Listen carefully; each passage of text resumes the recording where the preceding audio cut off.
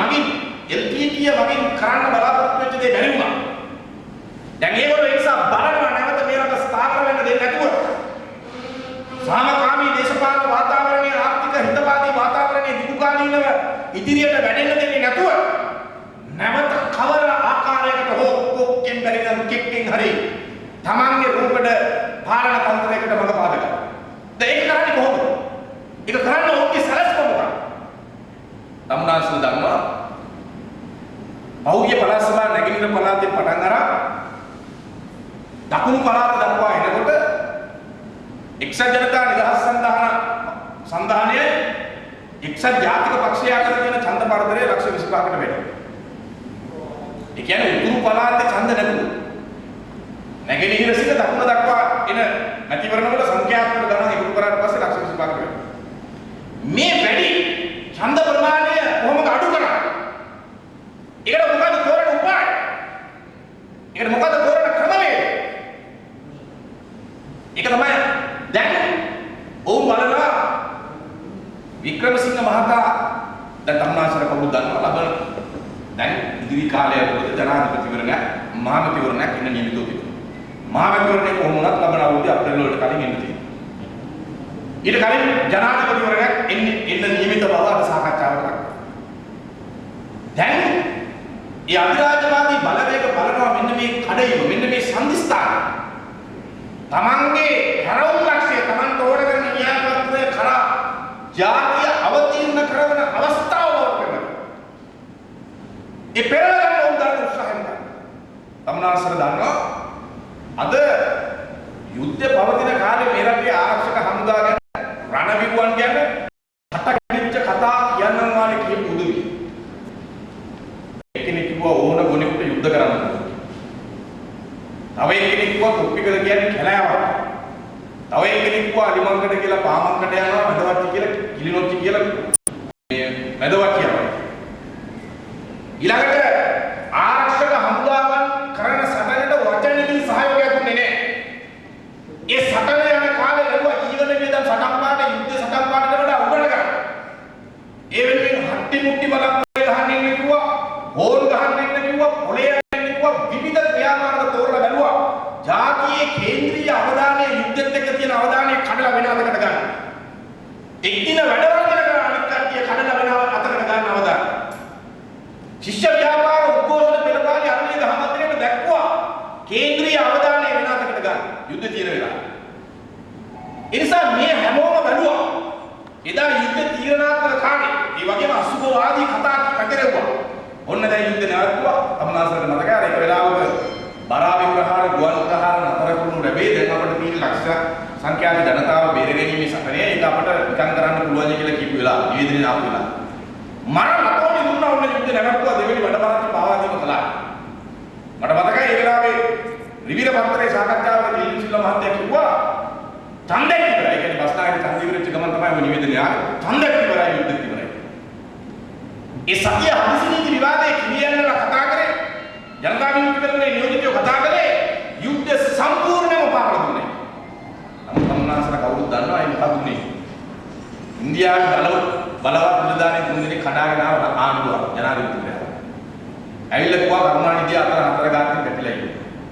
දැන් ඡන්ද තියෙන වෙලාව අපිට දකුණු ඉන්දියාවේ ඡන්ද නැති වෙන්න යන්නේ ඒ නිසා අගමැතිතුමාට වහම සටන් විරාමයක් ඇති කරගන්න. ගමන ජනාධිපතිතුමා කිව්වා නෑ සටන් විරාම ඉන්දියාවේ මොකක්වත් මට දාන්න බෑ. ඒ ගමන යාළුවෝ යෝජිතයෝ කිව්වා නෑ අපිට මේක දැනුම් දෙන්න කිව්වා අපි ආවේ කියලා. ඒ වෙලාවේ තමයි ලලිත් විරුතුංග මහත්තයා මැදිහත් වෙලා කිව්වේ ජනාධිපතිතුමනි මේ ඉල්ලන්නේ අපේ උදව්වක් නේ මේ ඡන්දෙ දිනන්න ඕන කොටස් එක අපි ඒක උදව් කරන්න ඕන කරුණානිධිව නැගිට්ටුවන ක්‍රමයක් මේ අහන්නේ වෙන මොකක්වත් නෙමෙයි මේ කියන්නේ.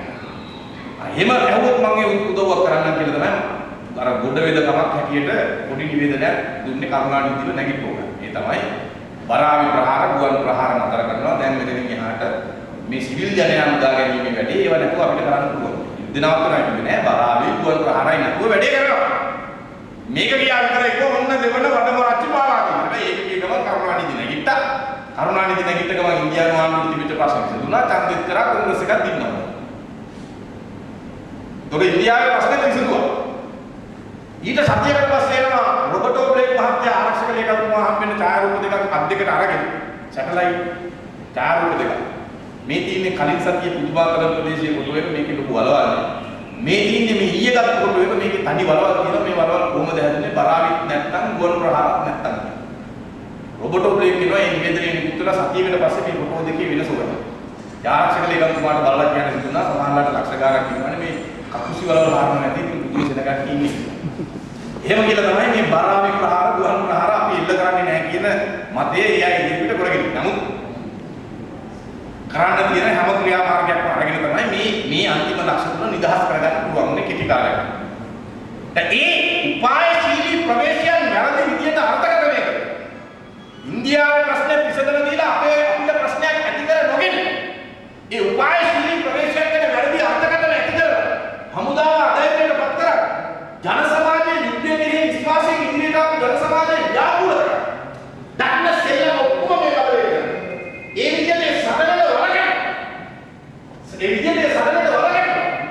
ඒ වලකම බලවේ අද බුදුහාමි පුදුමා කැක්කමක් ඇති වෙලා තියෙනවා රට වෙන්නේ. මංගල සමරවේදුනේ පුවා විජේ යුදහමුදා පුතුමාට ගැලවීමේ හමුදාක ප්‍රධානය කරන්න සුදුසු නැහැ. මේ මරාගෙන කරන පොඩි ප්‍රහාරයක් ඉල්ල කර කම්නාන්සන් දක්වා ජනාධිපතිවරයා බලයට එනකොට මාසයක් තිබ්බේ සමත්තුන්සේ මහත්මයාගේ සේවාව විශ්වාසය මා අවුරුදු 3කට සේවාව කාලේ දිගුවල තිබුණා හිටපු හමුදාපති කෝට්ටේගොඩට කතා කරලා තහනාපති කාර්යාලයකට යවලා ඒ සේවා දිගුව අවලංගු කරලා ඒ මාසෙ ගෙවෙන්න කලින් හමුදාපති කුරුවේ සරත්තුන්සේක මහත්මයාව වාඩි කෙරෙව්වා ආරක්ෂක ලේකම් ගෝඨාභය රාජපක්ෂ මහත්මයාගේ ඉල්ලීම බල. ඉදා ඒ මාසෙ ගෙවුණා සරත්තුන්සේක මහත්මයාට හමුදාපති වෙන්න වෙන්නේ නැහැ මේකට. ඒ මාසෙ ගෙවෙනකන් අහවලාගෙන හිටියට හමුදාපති වෙන්න වෙන්නේ නැහැ මේකට. ඒ අරමුණේ පිළි මරාගෙන යන ප්‍රහාරයක් එල්ල කරපු වෙලාවේ වහාම ප්‍රතිකාර සරසන සිංගප්පූරුවට යවලා තම වැඩිදුර ප්‍රතිකාර කරවලා එතුමා ආරක්ෂා කරා. ඒ වෙලාවේ ඔය ඔක්කොම බලන් හිටියේ මංගල රනිල්ලා අරබල මේගොල්ලෝ කවුවා කෙලින් හෙලාගෙන ගේ හමුදාපතිවරයාට එල්ල කරපු කොටි ප්‍රහාරය.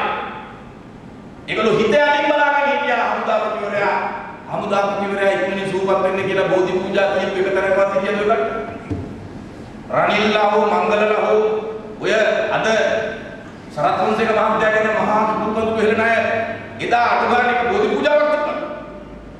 ඒ විදිහට ඒ යුද්ධය යන වෙලාවේ හිටපු යුද හමුදාපතිවරයා රණවිරුවන් එරෙහිව ක්‍රියාත්මක තෝරන යුද්ධයට එරෙහිව අන්තර්ජාතික ප්‍රජාවට විවිධ භූත කතා පතුරෝ අන්තර්ජාතික බලවේග උසිගන්වන මිලි බෑන්ලා බෙදලා කුෂ්ණර ඩබල් දාලා ලංකාවට ඇවිල්ලා බලපෑම් කරවන තත්ත්වයකට පත් කරනවා. ඒ දුෂ්ට වැඩ අද වෙනවා. අර එළුවත් තිබෙනකොට නරිය හඬනවනේ අනේ පව් එළුවත් තිබෙනවා දැන් හිඹිරිසාවේදී. ආන්නේ වගේ මේ දේශද්‍රෝහී කල්ලිය දැන් අද මහා අනුකම්පාවක් පළ කරනවා ආරක්ෂක හමුදාගෙන රණවිරු. විශේෂයෙන්ම හිටපු යුද හමුදාපති සරත්තුන්සේක මහත්මයාගේ ඒකාපදන් දෙන්න. මොකද මෙයා බලන්න. මෙයා බලනවාද තමන්ගේ